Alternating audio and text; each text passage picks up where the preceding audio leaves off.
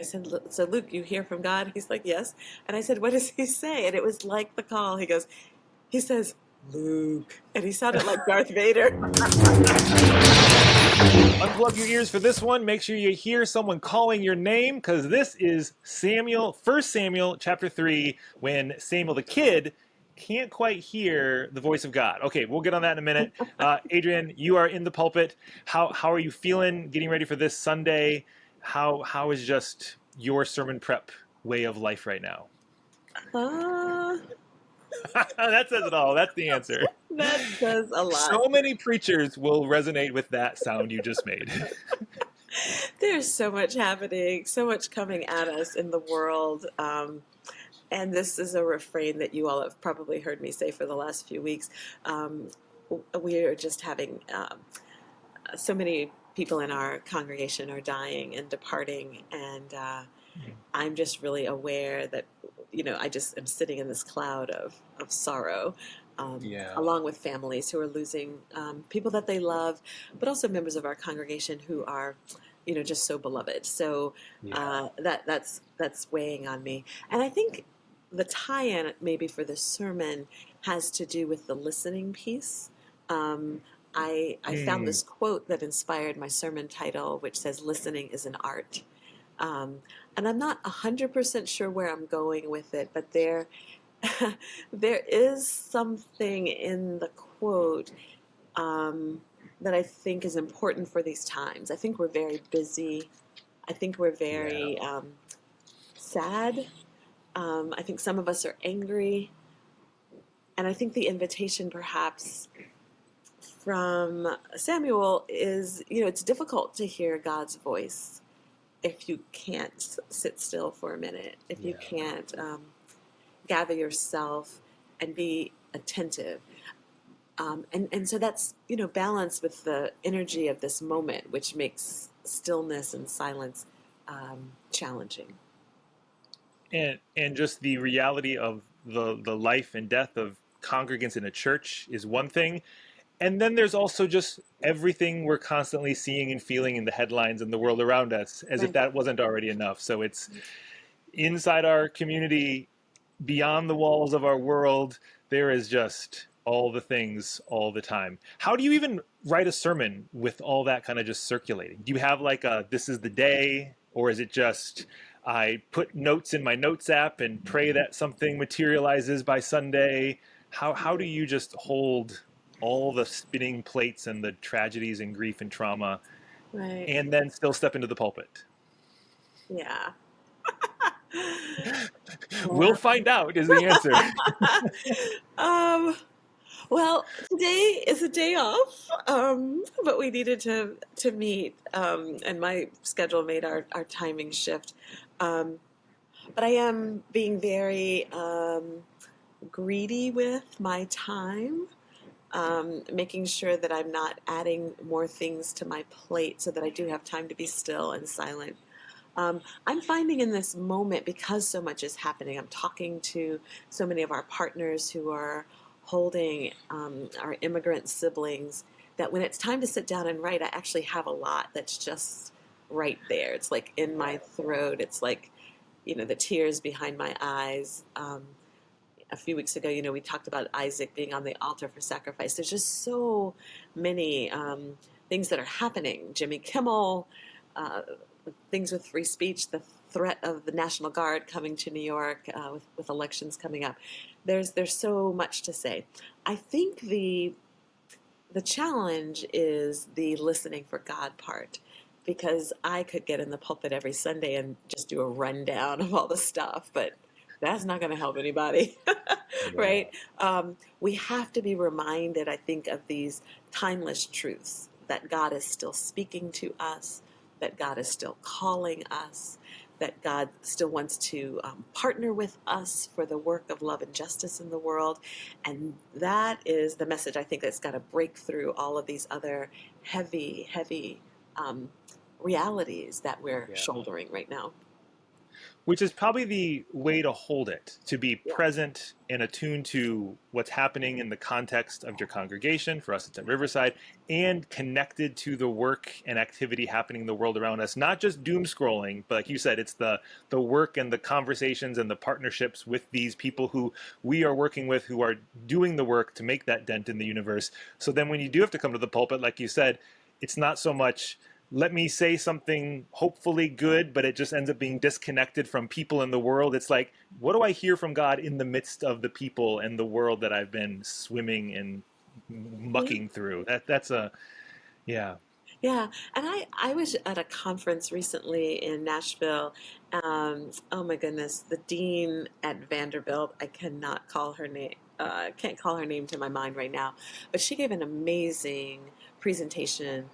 She's a womanist theologian, but talking about the ordinary people, just ordinary people, right, who made the civil rights movement happen. These were like the mothers and grandmothers in her storefront church in Brooklyn, who fried the fish and sold the dinners to raise the money for bus boycotts, or in her case, raise the money to send the youth of the church to the March on Washington.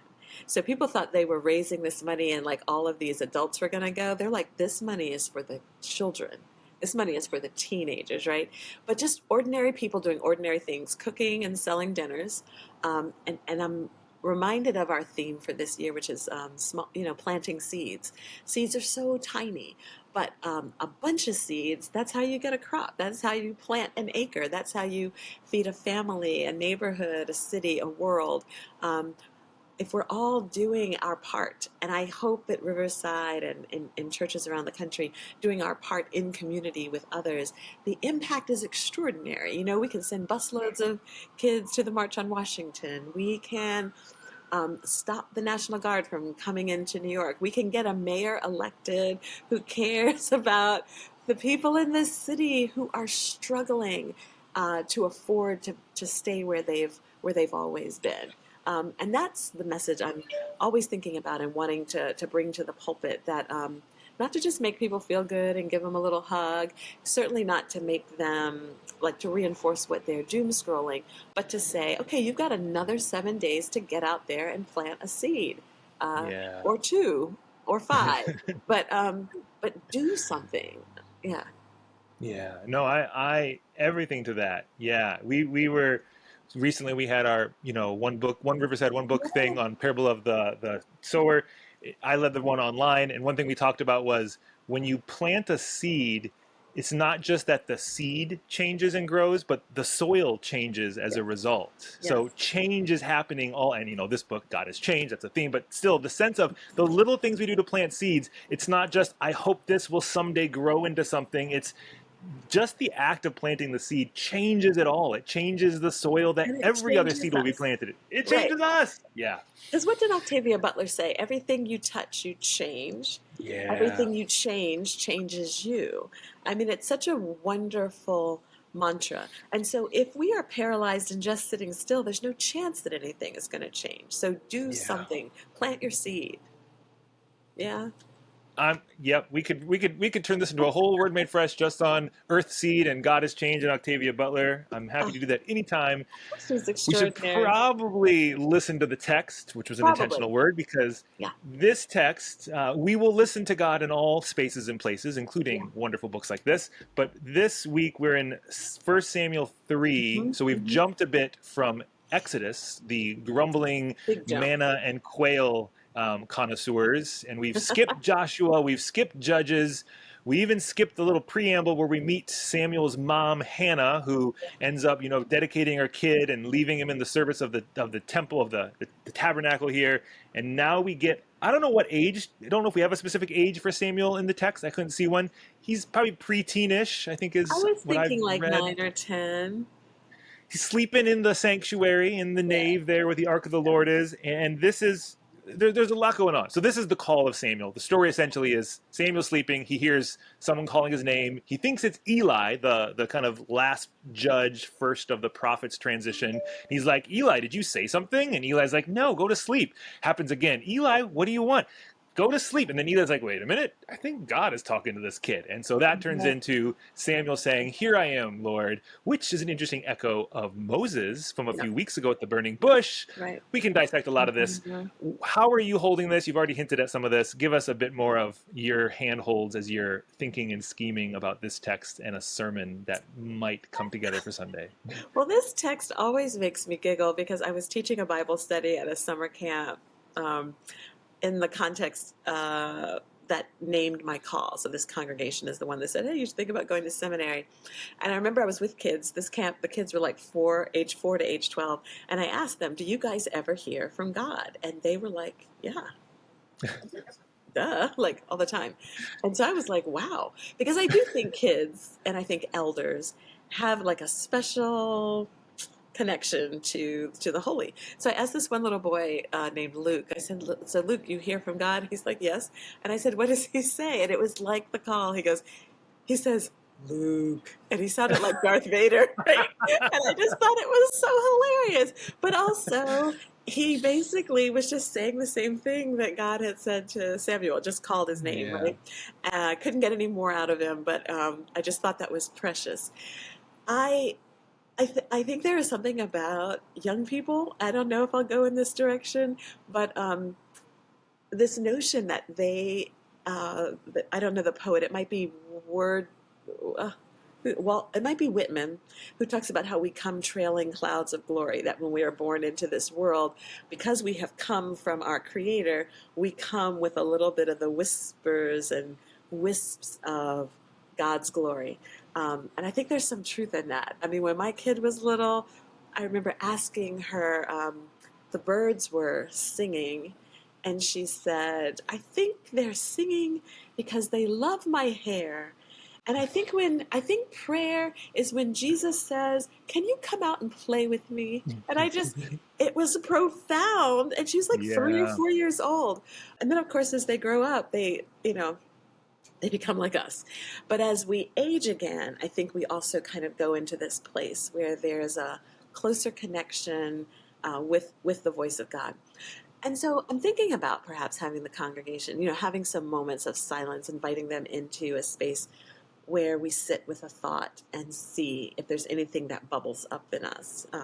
Can we together? Because I find that is true as well, that in community often we can sense the holy a little more strongly in a communal energy than we can when we're just home by ourselves on a Tuesday night. There's so much to that because it's very appropriate to look at the text and be like, we got Eli who's old. The text says, his vision was fading, which can Yeah. be read a couple of ways, like he's actually going blind, and it can be this metaphor for his ability to see the way Right, and word of God. right, right. But his ears still seem to be working, or something. He has Yes. something there. Yeah. But you have Eli's eyes fading and Samuel's ears working, and so there's this older one and this younger one who have to work together. Like Yeah. if Beautiful. Samuel wasn't able to listen, Right. he would not have heard God's call. And if Eli wasn't able to remind and point to this young one towards this is what because it says like Samuel didn't know the voice of the God, didn't he wasn't kind of doing he wasn't there yet. He hadn't Right. been arrived as a He prophet. just But didn't know. yeah, But and he needed Eli someone to knew say, enough. you got to point out the voice of God to someone else because they might not know how to They recognize it. might And not how know. wonderful that this individual who'd been holding the mantle doesn't feel like this white knuckle, got to keep it to myself, but actually Right. gives it to this next generation of a leader. Oh, What a look, you concept, should be giving preaching. leadership to the next generation. Oh, Oh, look at that. Hello, Chuck Schumer, Hakeem Jeffries, all of you folks, like, step aside. listen to the voice of God and point it to someone else. Listen. That's what it means to be Lord. prophetic. Yeah. Yes, right? Yeah. But I love that. You should be preaching this sermon. I No. like that intergenerational, communal listening. Yeah. And that is an art form. I think there are ways that our kids, certainly our young people, um, hear or that we hear. But this notion that we want to test that or that we get some guidance or some support from those in our community of faith, I think is a really beautiful Yeah. lesson for us. And important in this moment when so much, I think, seeks not only to divide us, but to bring us down so much that people are like, oh, what's the point? Why am I even bothering going to church? Yeah, I think we're going to church for just this reason, so we can have an yeah, Eli and Samuel moment where someone can say to us, "Oh no, my love, that's God's voice," or yeah, whatever it is we're needing and not being able to see or not being able to hear, just to have an elder or a youth or a beloved in the community say, "This is what that is," or "This is who you are," or yeah. "God is wanting this from you, and you can do it. I believe you can do it."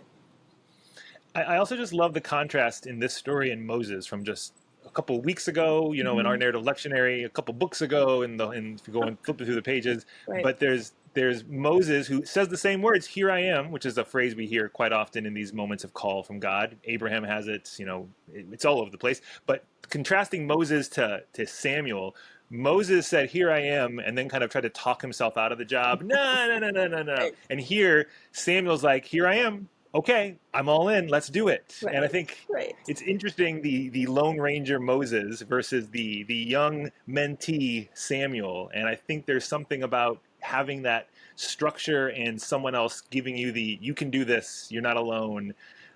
It just shifts everything. There's like 5 sermons here. I can't wait to hear There which one are you pick. like 5 servants there. There's also, I think, we're thinking Samuel is 9 or 10 or something like that, and he doesn't know anything. He doesn't know what Eli knows. He doesn't know what Moses knew. Moses had Yeah. seen people beaten to death. Yeah. He Moses, yeah, Moses lived had in, been one of the oppressors. right? He'd Had been been in living the on both prison. sides of that. Yeah. Yes, lived in the house of Pharaoh, and I have to admit, as I'm getting older, this same mentor who said you should Mm. think about going to seminary, I was in my 20s at the time, and I was like, yes, and you're like, I can save the world, and I can do this, and I remember him saying, I was like, why don't you do whatever it was, and he was like, because I'm married and I have children, and I need to have a job and pay, have health insurance, and I remember thinking.